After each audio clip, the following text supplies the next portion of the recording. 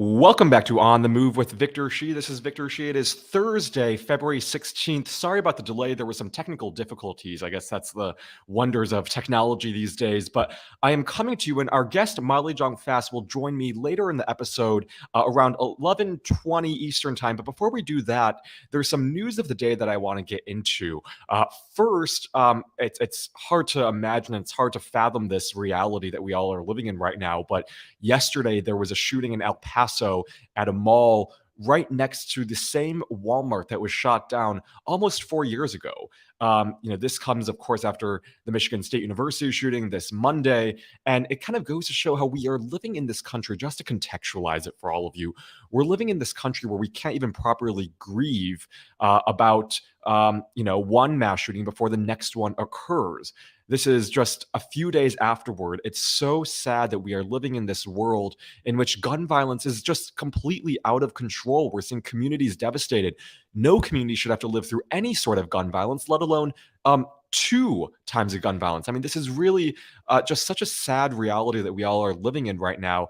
And I think just goes to show that we need elected officials to actually do something about it. Yesterday, I was having a conversation with someone on Twitter, and we were talking about how, what is the solution for this? I said that the solution is just to elect better officials. And that takes all of us to do our part and recognize whether or not our elected officials are doing their part to make our life safer, to pass actual meaningful gun reform legislation. And if they don't, then we only have one option, and one option, that is to vote them out of office in 2024. The other person also suggested that we should be, focusing on the states. And I agree that the states will be really key when we talk about kind of the differences between Democrats and Republicans. But just as a practical matter, I'm not sure if we focus on the states, it'll be the end-all solution. We need some sort of federal legislation to ensure that every state has common sense gun laws, because what you have right now are states like my home state, Illinois, that had, a great gun reform legislation passed the other week that banned assault weapons. But you have neighboring states around Illinois, like Indiana and other Republican states, that can get a gun, that Illinois can go to those states and get a gun easily. And so we need some sort of common system. We can't have a patchwork system when it comes to this. But my heart goes out to those in El Paso, just trying to put myself in that situation where you are a community member that is trying to reel from and grieve after one mass shooting, and then yet again, one occurs right next to the one that was gunned down that killed more than 20 people that day. I mean, it was just horrific. And Olivia Troy posted something on Twitter last night where basically her mom was at that same Walmart 3 years ago, almost 4 years ago, and yesterday found herself at that mall and had to shelter in place because of another active shooter that has so far left at least one dead and multiple injured. So, we have to take our rage, we have to take our fury to the ballot box come next November and vote these people out of office. Otherwise, they are not going to learn. It's just that simple. Another news that we saw yesterday is regarding Mark Meadows. So as we all know, Mark Meadows was the former chief of staff to President Trump during his administration, during the last few years of his administration. And yesterday, Jack Smith subpoenaed Mark Meadows for his involvement on January 6th. Might I remind you that last week, Mike Pence was subpoenaed by Jack Smith for his involvement on January 6th. Now, this week, it's a former chief of staff. So we're seeing, I think, some really remarkable progress here when it comes to going up the totem pole and making sure that we hold these people accountable. Jack Smith doesn't seem to be running short. He doesn't seem to be stopping anytime soon. This is, I think, great news for anyone who cares about democracy, anyone who cares about accountability. And so now it's up to the Justice Department and hopefully Jack Smith to go all the way up that totem pole and subpoena Donald Trump, because ultimately he is the person who was the person who oversaw and incited the insurrection. He is the person who I think really matters at the end of this. We can go and, indict the Proud Boys and Mike Pence and Mark Meadows, but at the end of the day, it's the person at the top who matters. This is the person who's running for president, and I think is going to, be the key. So if Jack Smith is listening, or if anyone on his prosecution is listening or watching, we all really want accountability. And, we know that your work right now, you are really picking up the pace in terms of, especially when compared to what Garland has done over the past few years. But, Donald Trump continues to pose a threat to democracy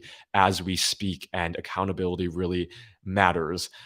In the same vein of Republicans running for office and Republicans in 2024, yesterday, Nikki Haley gave her kickoff campaign speech. And really, I mean, it was a sad spectacle. First of all, just in terms of policy, she really offered nothing new. She offered the same old MAGA Republican policies. It was just trash policy. I mean, if anyone watched it, I'm curious to hear what your thoughts are, but I frankly thought she was, uncharismatic and frankly boring. I mean, I really couldn't understand the appeal of her campaign, why so many people support someone like Nikki Haley. Sure, she represents the idealized American dream, and maybe she represent, Republicans feel better about supporting her because she is an immigrant. But her family is an immigrant, I guess. But this is someone who has proven herself time and time again to be loyal to Trump. I remind all of you that she first came out and denounced what Donald Trump did on January 6th and said that she would support his run for presidency in 2024. I mean, it's really just such a spectacle. And yesterday, the person who introduced her was a pastor and someone who is deeply anti-Semitic. And yesterday, she said that she wishes to be him when she grows up. So it's just more ridiculousness from the Republican Party. We can't treat her as a normal candidate. She's just as extreme. The one thing I will say that she did say that I could get behind is she wanted mental tests for anyone above the age of 75. And it's hard to look at that without seeing it as a dig for Donald Trump, who's 76. My co-host Joe Banks tweeted something that I thought was golden, which is that given the craziness of the Republican Party and everything that they're trying to say, maybe we should have mental tests for those below the age of 75 as well. People like George Santos, I mean, Marjorie Taylor Greene, Lauren Boebert. Those are people who are relatively young for any elected official. Maybe we should get them to do mental tests too. Really, just any elected official running for office, for that matter. But yesterday, Nikki Haley, her campaign speech was, to me, I don't quite understand the appeal of Nikki Haley. To this day, I don't think she offers anything new, anything exciting. She sounded, frankly, like an automaton yesterday. I'm not quite sure what her campaign strategy is, but it seems clear that she's not going to be the Republican nominee, if Ron DeSantis, especially if he puts his name in the ring. But I don't think she's going to have a great time with Donald Trump either, especially after saying that those above the age of 75 should get a mental test. So Nikki Haley once again proves herself as someone who is pretty much just a tool for Trump and Republicans. One other piece of news that I thought was really interesting, this is coming out of, and not maybe interesting, but just devastating for this community, is coming out of Ohio.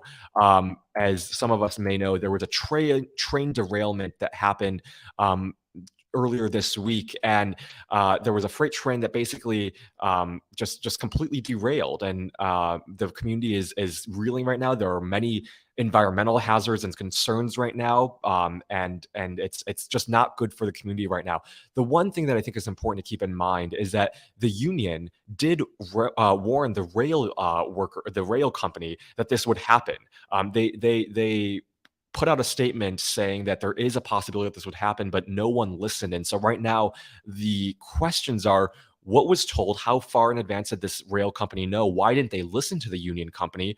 And right now, it's just for this entire community. It's a physical threat to go outside because of some of the environmental hazards. And for me, it's just we have to be listening to people who raise the alarm bells. This is something that we can't ignore. And I think the entire community of Ohio and the entire state of Ohio, and frankly, the entire country deserves answers. This is something that should not happen. This happened in the area around East Palestine, Ohio, and now the community is devastated. The EPA said on Wednesday that the latest tests show water from 5 wells supplying the village's drinking water are free from contaminants, which I guess is a good thing. But the air is filled with toxins, I think, right now, and it's just people in the community are left wondering, what led to this happening, especially when the union did warn the rail company of the possibility of this happening. So it's just all around a really concerning thing, and I'm sending my strength to those in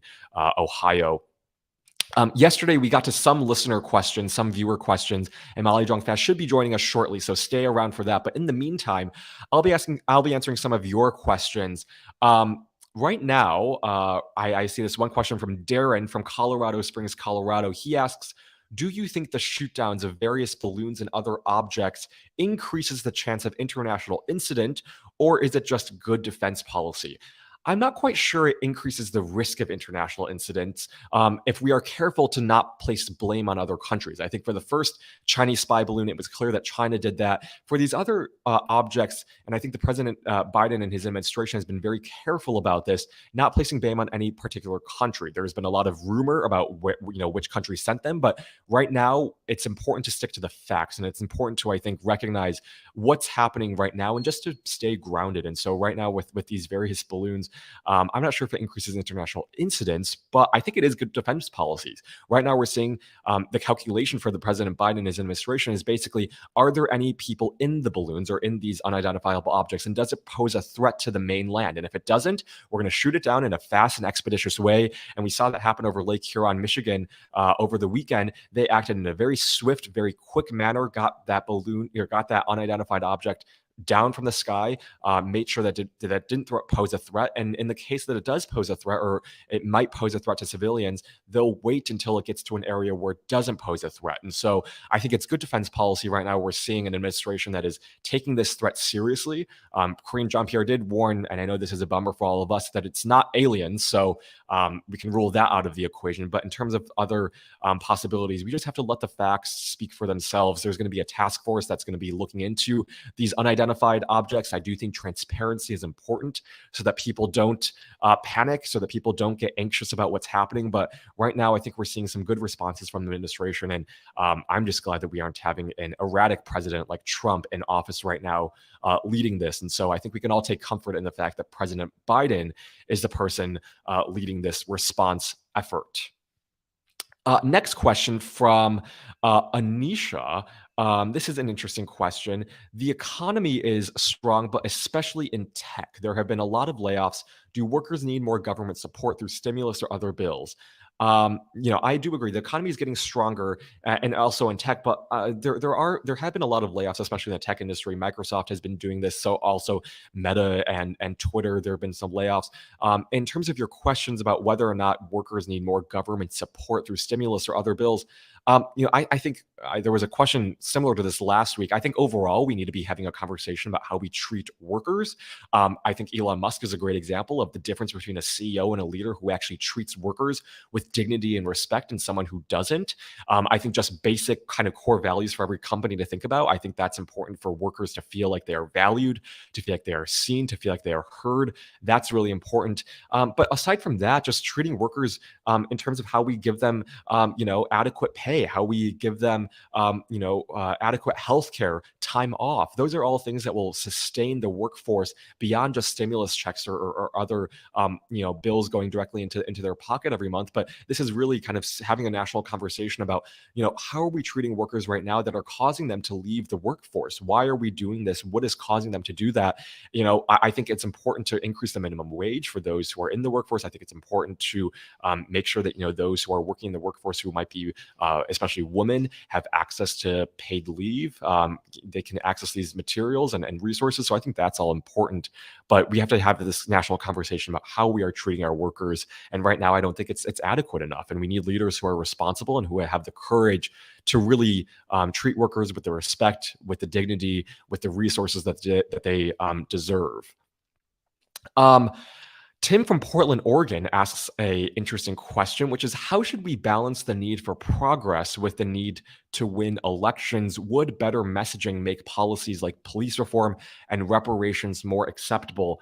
That's a really interesting question. And that's, at really, I think the tension of the debate right now, which is how do we kind of push, we want to win elections, but at the same time, we need to fight for progress, and how much progress is acceptable to the base. And I think right now, for how we balance that, I think right now any progress is good, especially in this Republican House, and we have to be realistic about it. Right now, Republicans, for the most part, are totally against what Americans actually want. We're seeing this happen right now with the gun debate. It's happening right now with other things, just in terms of their priorities. They're more concerned about investigating people like Hunter Biden and also Democrats, as opposed to actually solving the things that Americans actually care about. And so I think we need to be focused on that as a messaging going forward, that Democrats are trying to do these things, but it's Republicans who are really making it harder for Democrats to pass things that will make the American people better. Frankly, they aren't even coming to the table and offering any solutions. And so I think we need to be frank about that to the American people and offer that contrast. And then I think once we get people to realize that, then it becomes possible for change to happen. But on issues like police reform and reparations, that's something that, frankly, right now, I don't think that Republicans are even going to come to the table on. There was a George Floyd police and justice bill, and when we see that only a few senators voted for that, the House doesn't seem like it's going to be taking that on. It seems like they aren't even willing to talk about this because they're so enamored in things like the weaponization of government subcommittee. Just their priorities are so messed up right now, and I think for Democrats, we have to recognize that, yes, change is possible, but that comes with winning elections. And we have to sell what we did over the past 2 years as a stark contrast to what's happening right now and what's going to happen over the next couple of years. And so I think that's the challenge for Democrats going forward. And I know Molly Jong-Fast, who's going to be joining us shortly, is going to talk about how Democrats can win and how Democrats can really get that message out there for, against this backdrop of Republicans who just are kind of throwing away any type of legislative responsibility. The next question we have is from Nick in Reno, California. Should we bring Ukraine into NATO, and should we build it into more of a global league of democracies? That's something that's really interesting. I'm not an expert on international relations by any stretch of the imagination, but I do think NATO, Ukraine joining NATO would be a strong sign. I'm not an expert, so I don't know if I have the definitive answer to this, but I do think that it is important for our entire country, and I think for the world to know that there are democracies out there fighting and really making sure that we can do this. So for Ukraine, I really hope that we'll see whether or not they can join NATO. But in terms of a global alliance of democracy, I think that's a really good idea, and I think that for this rising kind of wave of authoritarianism, we need to really make sure that democracies are out there and present in the world, and making sure that we can get democracies to unite against far right movements right now. I think that's important and a really important symbolic symbol for not only America but the rest of the world.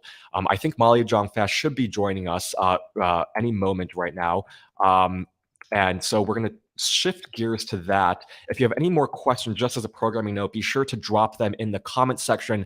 I will get to them as soon as we can on days like this, where maybe we have a delay, or maybe after an episode we can answer some of your questions, because I do think that we all have a lot of questions right now. There's so much happening in the world, so if you have any questions, be sure to drop them in the chat box or in the comment section. Our great team at Politicon goes through them on a weekly basis. We make sure that we can get to your questions. So definitely let us know what questions you have. And I think Molly Jong-Fast is trying to join, so I'm going to send her the link right now to make sure that she can join the StreamYard link.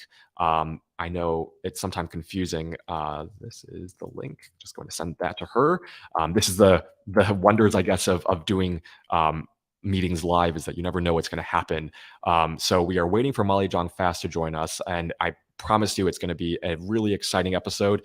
We're going to talk about what Democrats can do heading into 2024, this current Republican Party, and kind of the craziness. She wrote this great piece for Vanity Fair, where she recently joined as a special correspondent, and it's a great piece that talks about this weaponization of government subcommittee and what it aims to do, and I think some of the chilling impacts it will have on our democracy. She interviews people like Eric Swalwell. I see Molly is here. Hi, Molly. I'm sorry I'm late. How are you? I'm great. How are you? Just endlessly. But I'm sorry I was late. You've had a lot of bad behavior from me. I just have been unable to get my schedule together, so I'm sorry. No worries at all. Well, we have a lot to get to, and I want to dive right in. I was telling our audience that you wrote this great piece for Vanity Fair last week about this weaponization of government subcommittee chaired by Jim Jordan. And I urge everyone to check that out. But for those who may not be familiar with the purpose of the committee, walk us through what that committee aims to do.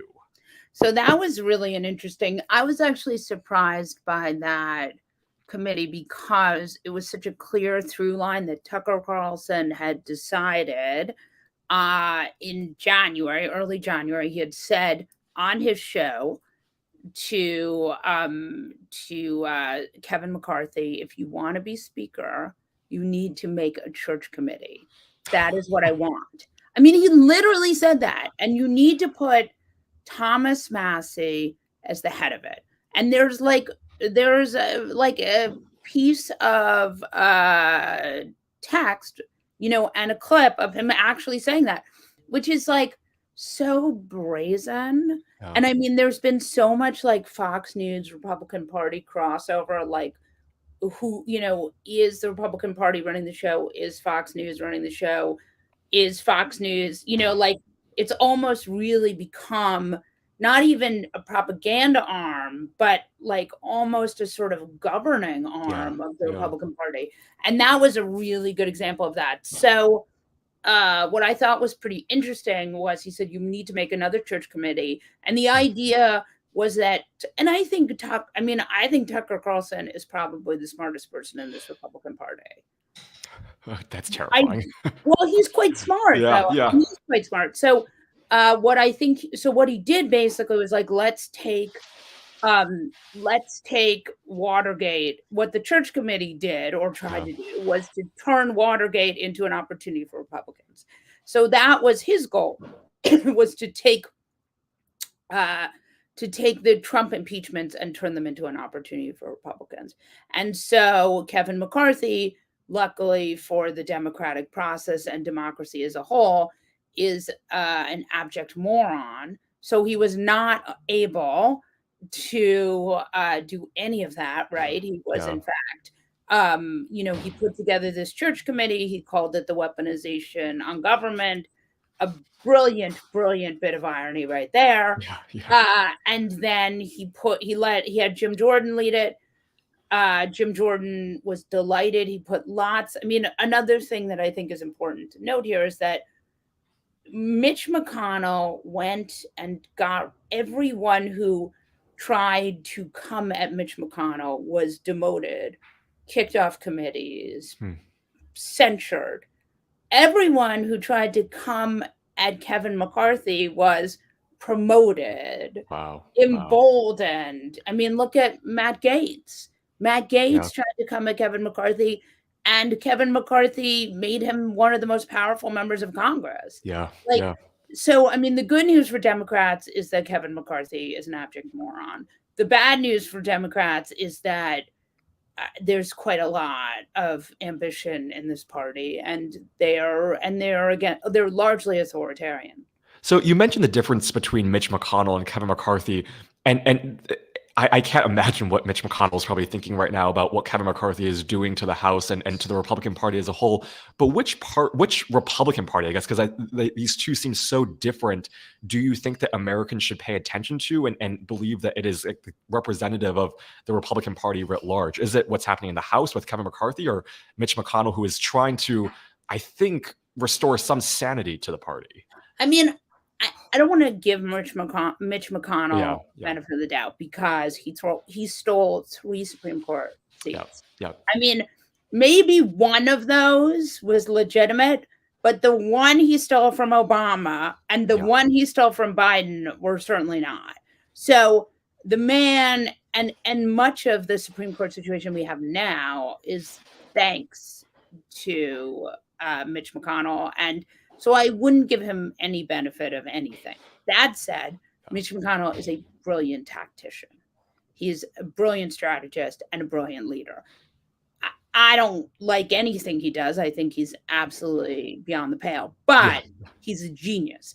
And so what has happened now is Trumpism, which has now lost 3 elections. They don't like McConnell because McConnell doesn't like him, and McConnell wants to be the boss and Trump wants to be the boss.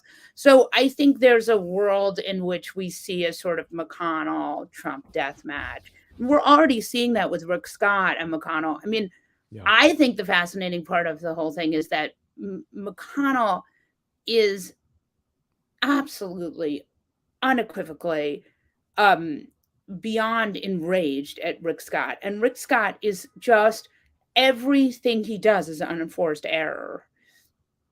So we'll see how this goes. Yeah, definitely. And I want to get back to this weaponization of government subcommittee because Representative Swalwell told you something that gave me chills, which is that this committee is also seeking to erase what happened on January 6th. After last week's first hearing, how true do you think that prediction seems to be? I mean, the thing about that hearing that I was surprised by and that I think is a good sign is that, like, there was CNN had a poll that was like 56% of people think this is a political ploy. I mean, look, the hope of that whole committee was to Benghazi Biden, was to smear him enough to ruin him so he couldn't get reelected and so that DeSantis or Trump could come in and get reelected. And I think what's really interesting about what happened was that, in fact, it was so transparent.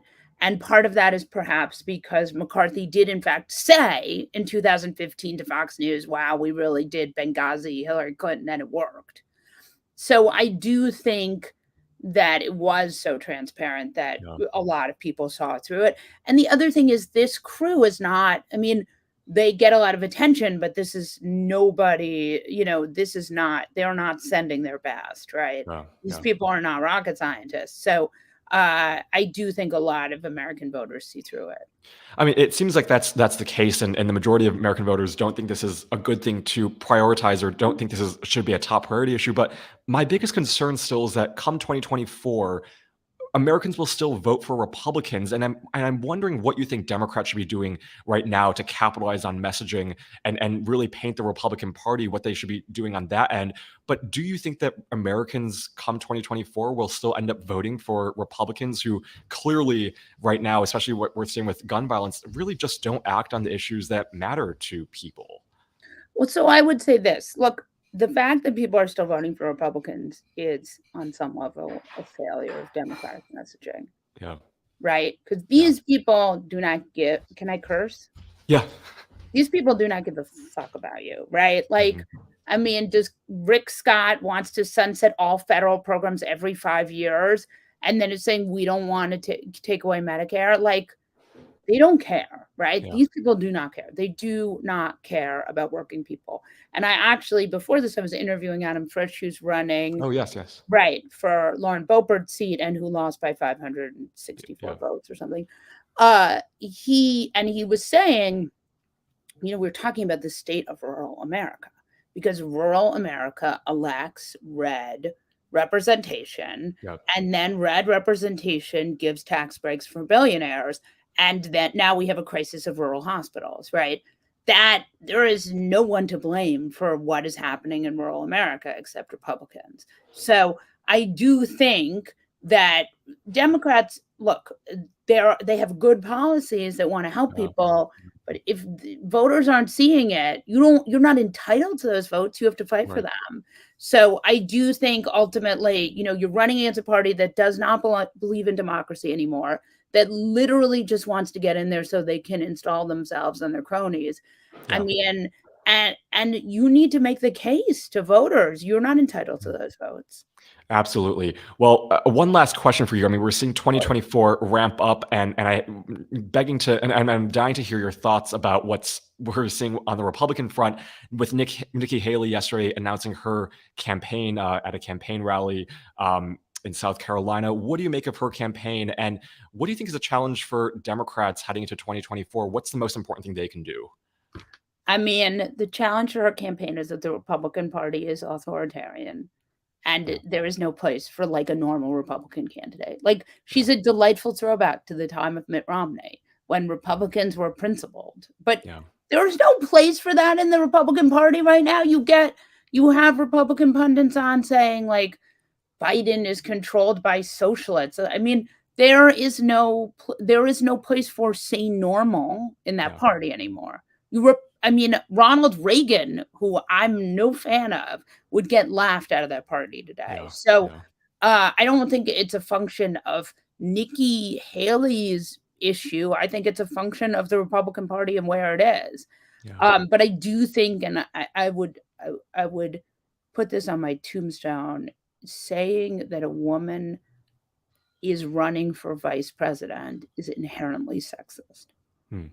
Because just because someone's a woman doesn't mean they can't be president. And I do really think that. And you can defend people can defend themselves saying, well, what we mean is that there are men running for vice president too, but I don't care. Like, we need to be so careful in the way we cover candidates. And I especially think for women, it's really, really important that we look at ourselves and we look at our gender and our racial biases at all times. Absolutely. Molly Jong-Fast, thank you so much for joining us and talking about the news of the day and this craziness from the Republican Party. There's no one better who can contextualize this moment. Thank you so much for joining. Thank you, and I'm so sorry. All good. Thanks so much.